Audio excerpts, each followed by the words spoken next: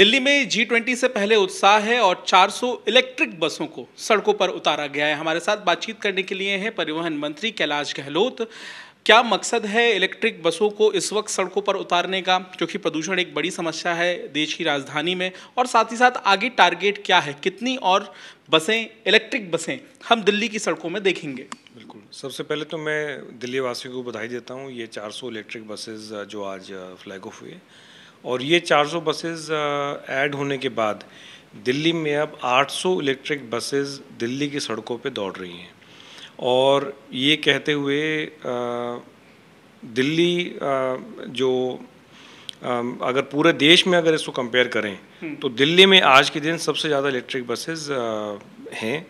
और हमारा टारगेट ये है कि 2023 के अंत तक, यानी कि इस साल के अंत तक, हम इस नंबर को 1900 तक लेके जाएं। ठीक है। और आने वाले 2 साल में लगभग 2025 तक हमारी पूरी जो दिल्ली में जो बस फ्लीट का जो साइज़ है वो लगभग 10,480 बसेस का हमारा टारगेट है, जो हमने पहले भी कहा, सीएम साहब ने भी ये अनाउंस किया। और उस 10,480 बसों में से 80% बसेस जो हैं वो दिल्ली में इलेक्ट्रिक बसेस होंगी, जो कि लगभग 8,000 बसेस के आसपास आता है।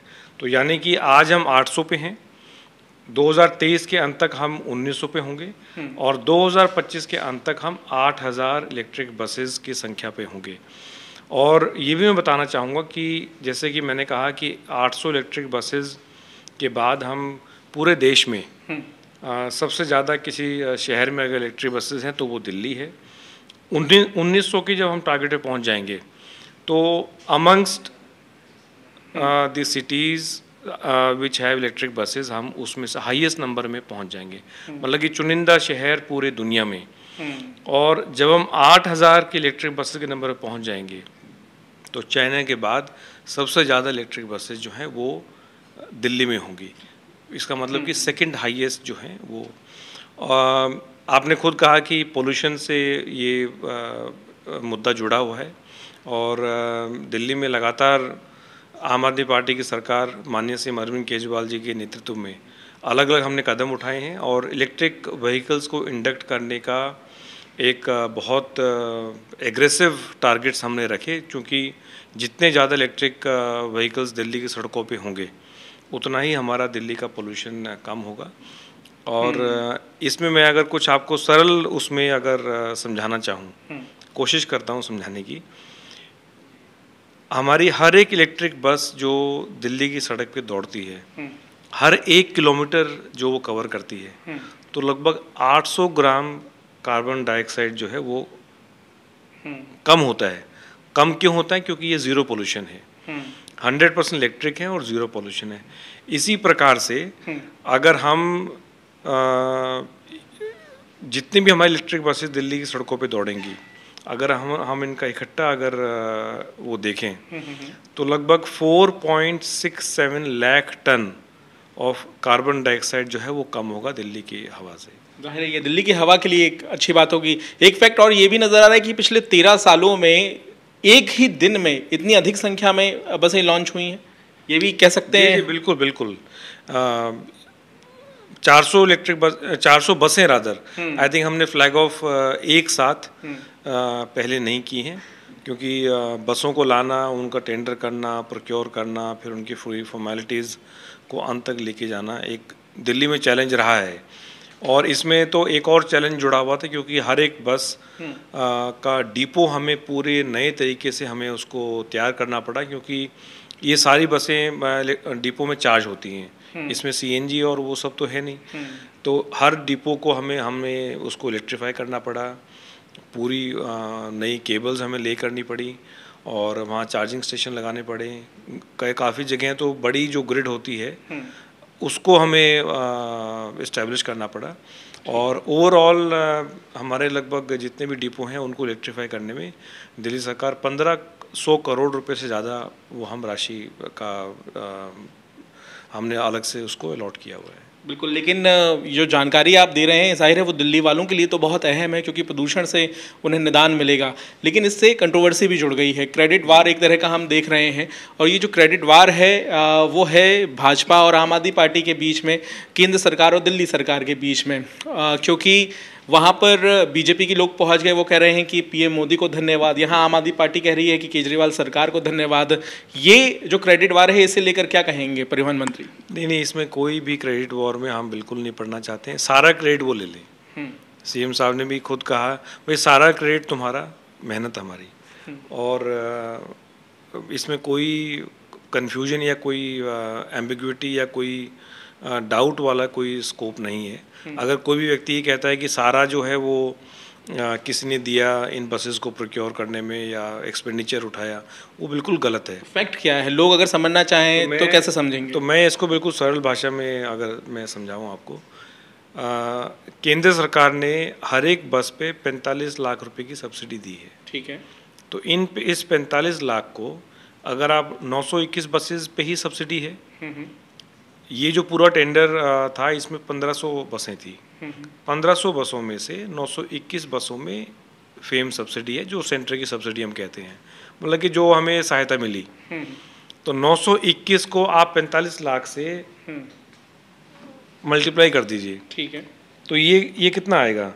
921 इंटू 45, ये लगभग 400 करोड़ के आसपास आता है। अगर इसको एग्जैक्ट आप कहें तो 417 करोड़। ये बसें जो चलेंगी, क्योंकि हमने ये आउटराइट प्रोक्योरमेंट तो है नहीं, हमने इनको पर किलोमीटर के रेट पे हमने ये टेंडर फ्लोट किए थे। तो अगर इनका पर किलोमीटर अगर आप कॉस्ट देखें, ये 921 बसेस 12 साल चलेंगी। हमारी एक बस जो है साल में लगभग 70,000 किलोमीटर चलती है, दिन में लगभग 200 किलोमीटर के आसपास, लगभग 48 रुपये पर किलोमीटर का हमारा इस पर खर्चा आएगा। तो अगर आप इसको गुना मल्टीप्लाई कर दें, 70,000 इंटू 48, तो ये एक साल का खर्चा हो गया एक बस का, और इसको फिर आप 921 से मल्टीप्लाई कर दें, और इसको आप फिर 12 साल से मल्टीप्लाई कर दें, क्योंकि 921 बस 12 साल चलेंगी और हर एक बस 70,000 किलोमीटर चलेंगी। तो इसका जो खर्चा आता है वो आता है 3,600 करोड़। तो यानी कि टोटल जो प्रोजेक्ट अगर आप करें तो ये आता है लगभग 4,000 करोड़ का। 4,000 करोड़ में से 3,600 करोड़ दिल्ली सरकार दे रही है, 400 करोड़ जो है वो केंद्र सरकार दे रही है, मतलब कि 10%। तो हम केंद्र सरकार का धन्यवाद करते हैं। बल्कि सीएम साहब ने बड़ी अच्छी बात कही कि भाई हम तो कहेंगे कि जो और बसें हैं उन पे भी वो सहायता दें। चलिए, नई मांग आपने केंद्र सरकार के सामने रख दी है, लेकिन आपका ये जो गणित है, ये गणित मुझे लगता है कि बीजेपी को समझ में नहीं आया, इसलिए वो वहां पर पोस्टर लेकर पहुंच गए। क्या कहना चाहेंगे? वो बीजेपी को गणित से क्या मतलब है? उन्होंने तो झूठ बोलना है और झूठ के सहारे ही वो आगे चल रहे हैं। तो मैं तो बल्कि आपके चैनल के माध्यम से रिक्वेस्ट करूँगा कि वो सारे मेरे पास आ जाएं, मैं उनको ये अच्छे से समझाऊंगा गणित किस प्रकार से 3,600 करोड़ बनता है, और केंद्र सरकार ने जो सहायता दी 921 बसों पे वो 400 करोड़ बनता है। बल्कि एक और चीज़ जो ये सीएम साहब ने भी कही, हमारा टारगेट तो 8,000 बसों का है। तो 8,000 बसों में से केंद्र सरकार सहायता कितनों पे दे रही है? 921 बस, ये 900 मान लीजिए, और 300 बस जो पहले फ्लैग ऑफ हुई थी। तो 8,000 में से केवल 1,200 बसेस पे वो सहायता दे रहे हैं, वो भी 45 लाख रुपए पर बस की।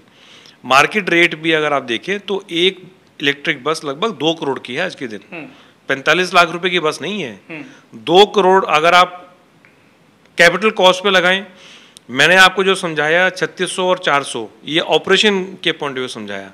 अगर आप इसको कैपिटल कॉस्ट के हिसाब से समझें तो एक इलेक्ट्रिक बस की 12 मीटर की जो एयर कंडीशन बस है उसकी कॉस्ट आज के दिन 2 करोड़ की है।